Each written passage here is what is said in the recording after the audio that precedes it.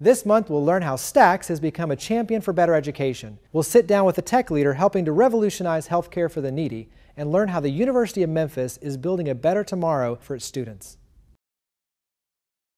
Have you ever been excited by a new idea, inspired by watching someone lead by example? When we talk about creating change, we start by sharing the stories of everyday heroes who are making a difference in their own way, so we can learn and do the same. This truth is the power behind this show, which is focused on business and community leaders that are leading by example to give back, fuel change, and create new opportunities for the Mid-South. I'm Jeremy Park, and this is The Spark.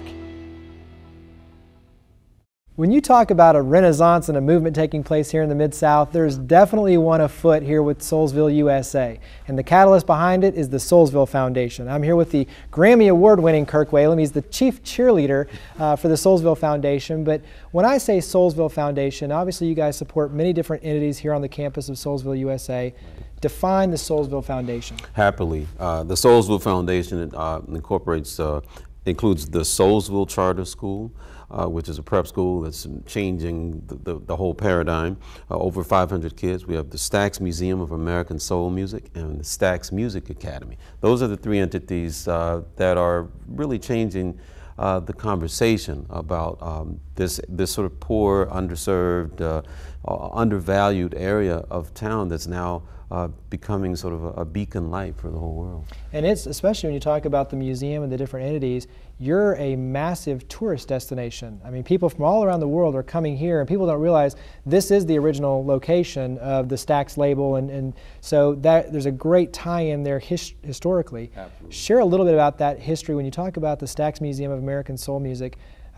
Describe that history and then just the broad reach. Sure, absolutely. I was recently in Liverpool, England, and I was struck by the similarity of this sort of, inconsequential little neighborhood called Liverpool. Now all of a sudden the world knows that it's all about the Beatles. Well, that's similar to that with Stax and with Soulsville, that this museum celebrates and it perpetuates a musical legacy that has been in some ways just as powerful as the legacy of the Beatles, in that all over the world people sing these soul music songs, and many times they think soul music, Motown. Well, not quite. Before Motown, there was Stax and Soulsville. So we're able to kind of, straighten that out and let people in on this beautiful culture of Memphis. And I think that I love the museum from an experience standpoint is you have literally, you walk into a church, you have a great film that sets it up in terms of the history of it, but then you get to walk through and there's so much memorabilia, and even including the studio itself too. So amazing experience to walk through. What does it mean for you to walk through it? Sure, it's powerful, and as well, I would say that leaving and going away and saying, okay, that's it. I was born in Memphis, but now I'm going, and you end up realizing the farther away you get, the closer you get, because the impact of this musical culture is ubiquitous. I mean, you can't get away from it. You're going to hear "I'm a Soul Man" or "I'll Take You There." You're going to hear those songs no matter where you are. So it is absolutely, for me, a source of great pride. So let's switch gears to the Stax Music Academy. One of the things that I love so much is you're a musical icon. You've shared the stage with many like Whitney Houston. What does it mean for these students? Because you take them on tours all around the world. For them to be able to perform and have mentors such as yourself, how does that change their experience and their expectations when it comes to being a musician themselves? Sure. I think the main thing is that they are able to access and really connect with someone who's in the industry. In other words, it's one thing to see it on YouTube. It's another thing to talk to somebody and ask questions of somebody who was able to do some of those things.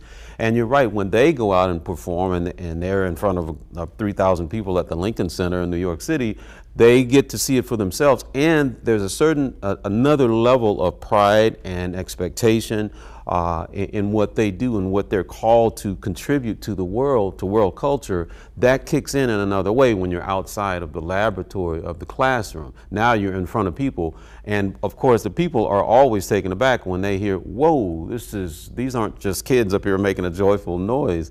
This is pretty doggone professional, and that's of course where our great staff comes in. They make sure that people are impacted like that. And I've been blown away when you talk about the experience of seeing the students perform. Amazing. And then we're going to talk in just a second about the Soulsville Charter School itself. But before we do, we've got a quick little teaser talking about the culture and what makes it very unique. So let's take a look at it in action.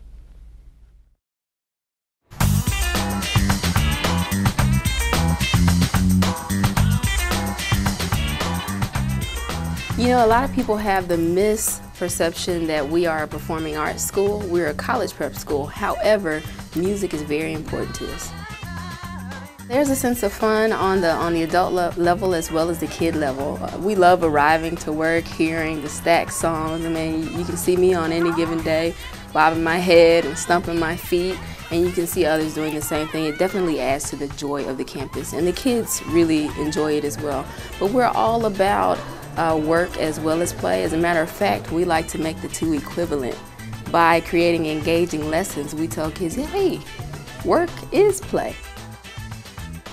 The main thing that we do is educate. About a third of our kids are actually from the Soulsville neighborhood. So that's our biggest impact on the community, is actually producing students who will be ready for college and life. Here at the Soulsville Charter School, our mission is extremely ambitious. We consider ourselves to have to do about 10 years of work in a 7-year period. Many of our kids come to us way below a 6th grade reading level. We have a saying around here that says it always seems impossible until it is done. And many consider our work to be impossible, but we don't. We know that it can be done, and we're committed to making it happen.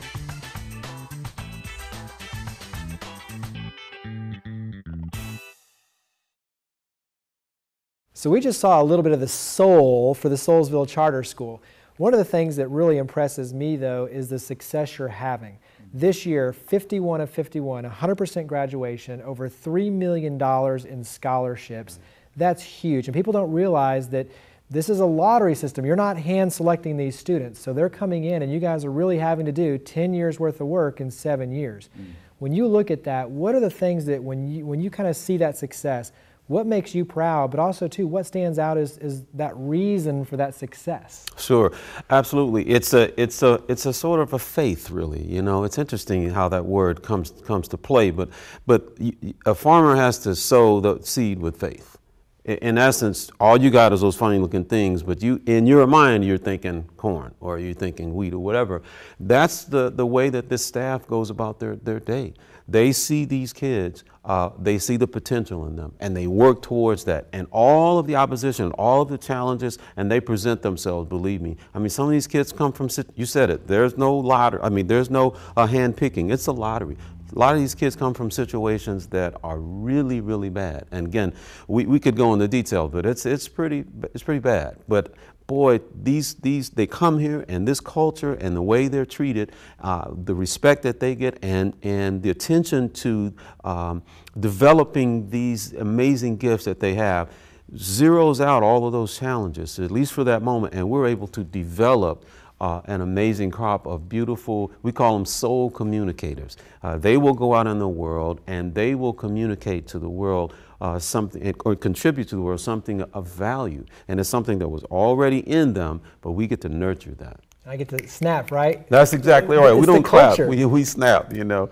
And yeah, that's right. It's a soul connection that they'll make with the world. It's not just, oh, I want to go, as they say in the rap industry, I want to go get paid. No, they want to go make a contribution. These kids are programmed to go out and do something important. So what makes you proud when you look at where we're headed? Yeah. What does that next step look like for you, for the campus here? I mean, you guys really are creating a renaissance, but what does that next step look like? Well, it's sort of self-fulfilling in the sense that these kids will go out and they will multiply themselves in the sense of other kids who will follow along after them. And they'll multiply the large group of folks who will now know what this is, how important it is, and they'll want to contribute. That to us is very, very important. And you guys have tons of events, huge events for the Mid-South. Share just a couple off the top of your head of some of the ones that these are the mainstay events. What are they? Well, we partner with the Memphis Grizzlies on an event called Stackstacular. And that's a major fundraiser every year, and it happens at the Stax Museum. People love coming to that event. It's a big, big party. And as well, Stax to the Max. That's an outdoor concert. We do that right here on the campus. We open it up to the community. They take ownership in it. So again, it's urban renewal, it's community renewal, it's renaissance, you know, rebirth. That's what all these things are about. It's about taking something that already started here, impacted the world. Now we get to leverage that into concrete ways of making life better for these kids and for the whole community. Well, I'm so sold. I'm representing with the tie that the kids wear. So That's right. I love what you guys do. You're one of us, man. And I can't thank you enough for what you guys are doing here in the Mid-South. So thank you very much for being on the show. Bless you, man.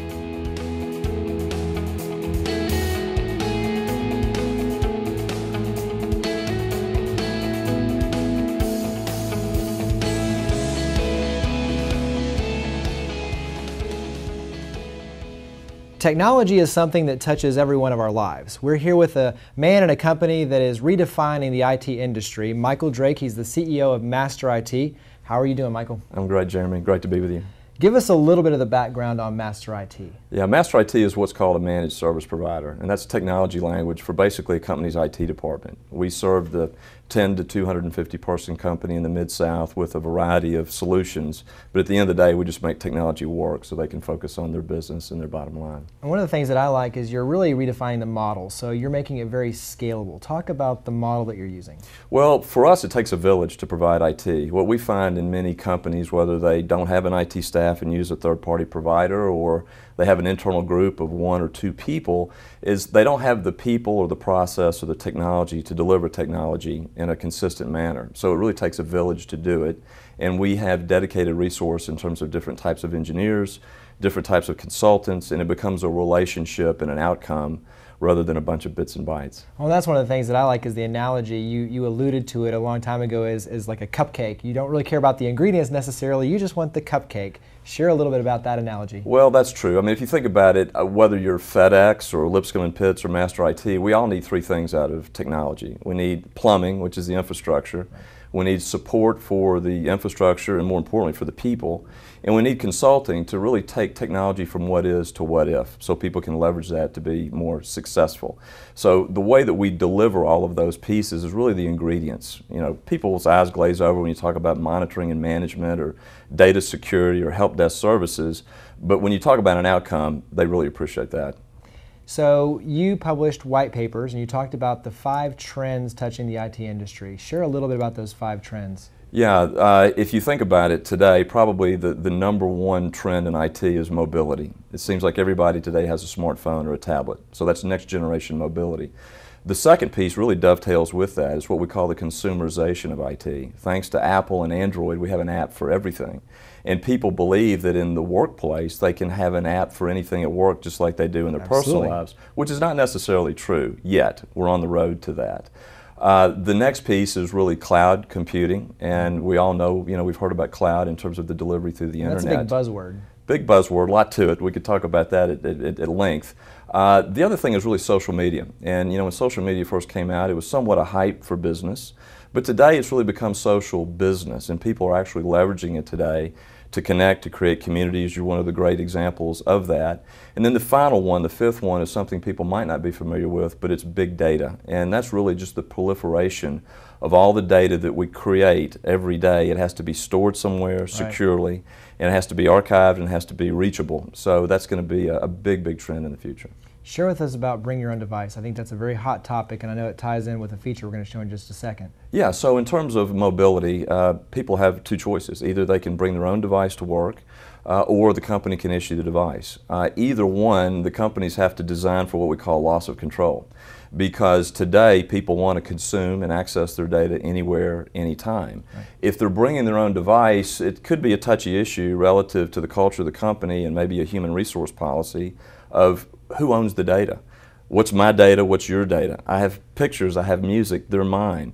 I have things that I do when I'm not at work. You have, as the company, GPS capability. Are you going to be following me wherever I go? If I lose my device, are you going to wipe everything? Or just your data. So there are a lot of cultural and HR issues that surround this as well as operational. So we've created a platform to be able to help people, number 1, with policy, and then number 2, with the tools to actually enforce or manage the policy. So let's take a quick look at this in action.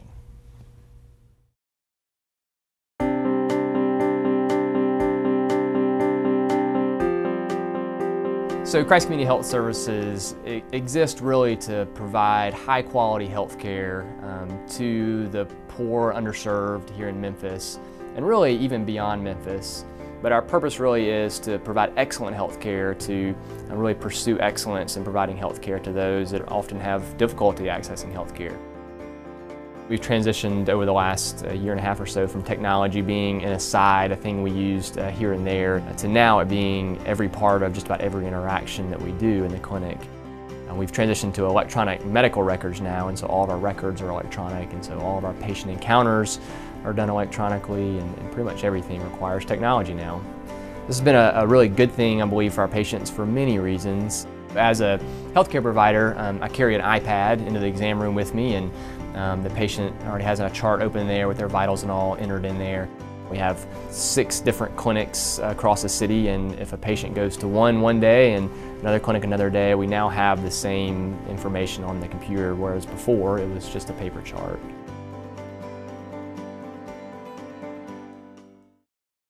So as you've just seen, whether you're a doctor, a lawyer, or an accountant, not only are people consuming technology, but they're actually delivering services through tablets. So consumerization of IT, it's a big trend. It's amazing how fast technology is pushing that forward.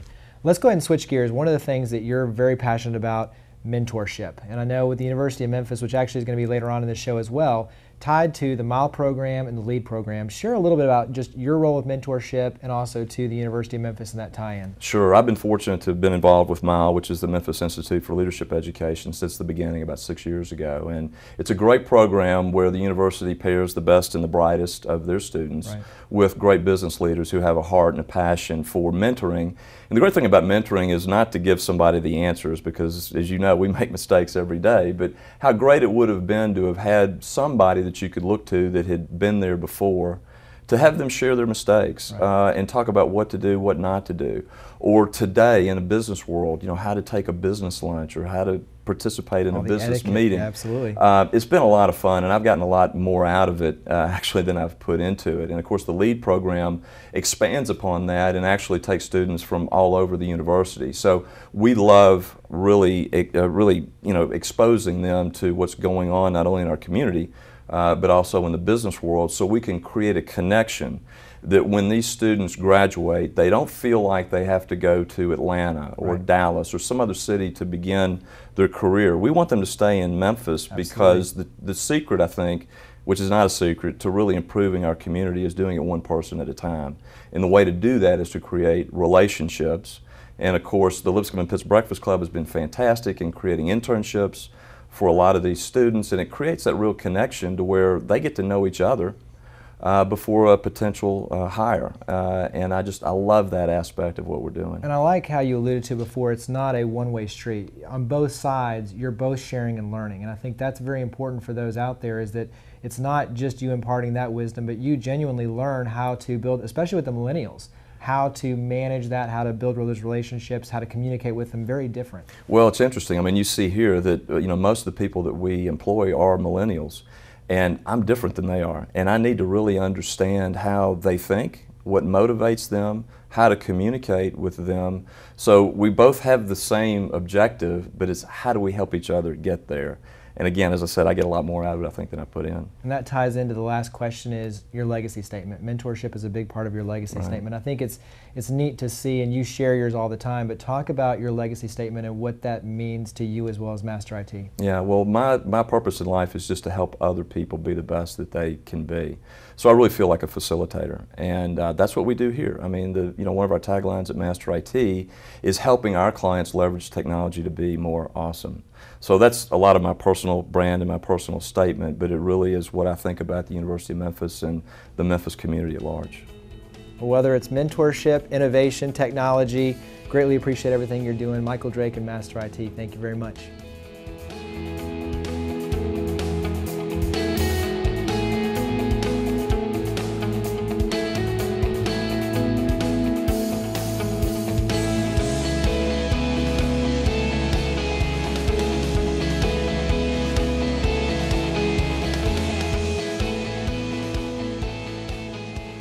The University of Memphis is well known for its degree programs, academics, and athletics, but what you probably don't know is they're investing over $1 million each year in scholarships for student leadership and development. I'm here with Justin Lawhead. He's the Associate Dean of Student Involvement and Leadership. And when I say student leadership, What does that mean to you, Justin?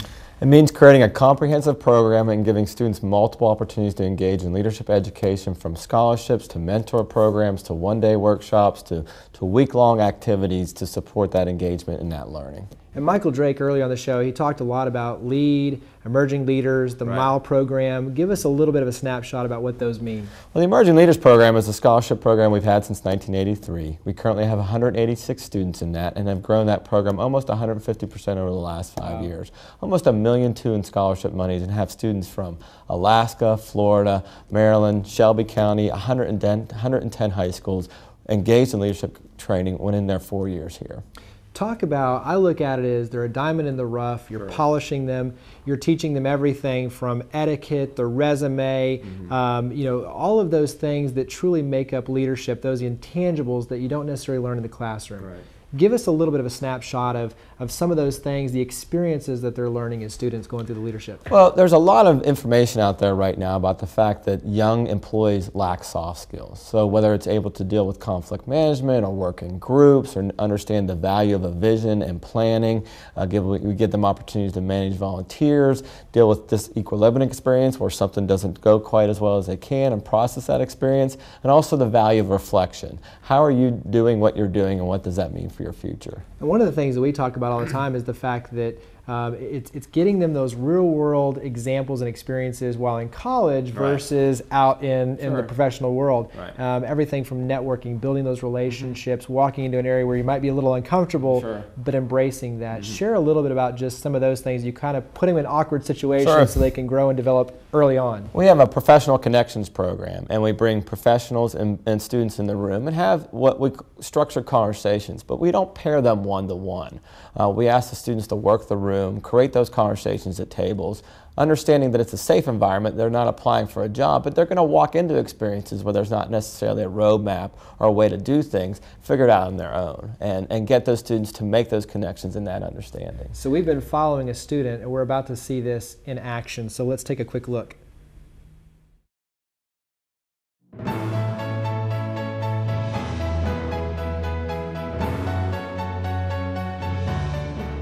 A lot of what you get here on the leadership programs here on campus are speakers that you probably wouldn't have the chance to get to hear or even meet in a regular walk of life, I guess. And we'll get people like the mayor of the county, mayor of the city. You'll have different CEOs and presidents of businesses, different representatives for nonprofits in the area that are doing a lot of good things. And with those leadership experiences and getting to hear their perspectives, it helps you even tweak some of the things that you may already even know, or even teach you something completely brand new that maybe just needed being brought to light.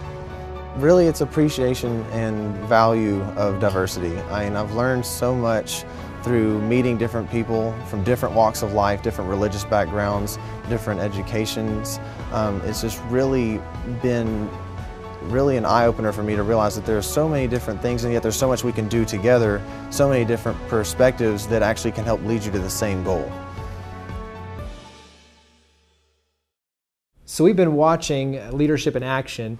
I want to get your thoughts, though, in terms of you're a big follower of the books and everything that's leadership oriented. What are some of the trends that, when you look at what you're infusing into the classroom and what you're infusing into the students, I'm just curious, what are one or two things that you're really trying to get across to them, or just from an overall leadership protocol, what are some things that you're really trying to infuse? Well, really trying them to get to think about their overall leadership brand, right? So they have their academics, they have their resume, they have their network experience, and then they have their online social media.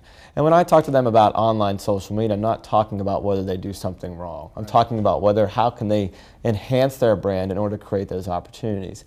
I think the other thing that you have to think about is how is technology influencing leadership. So the choices you make in technology, whether it's social media or other methods, how is that impacting your profile and what we do? And how do you engage in systems like Facebook or Twitter to not necessarily just tweet about what you're doing, but what's out there, what can you engage in?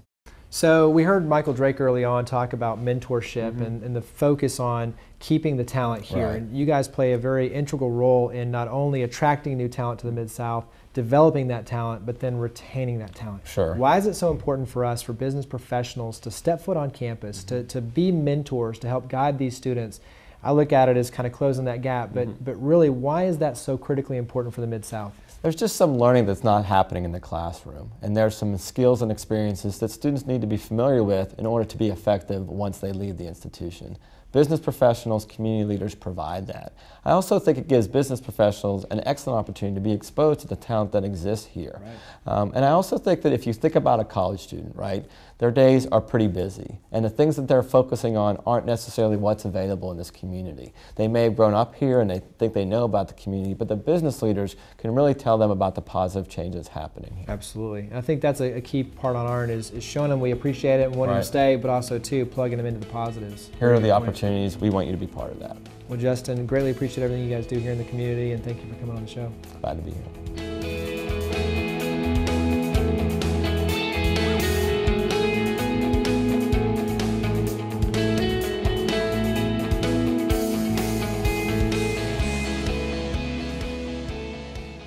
Thanks for joining us. Tune in next month for another episode of The Spark.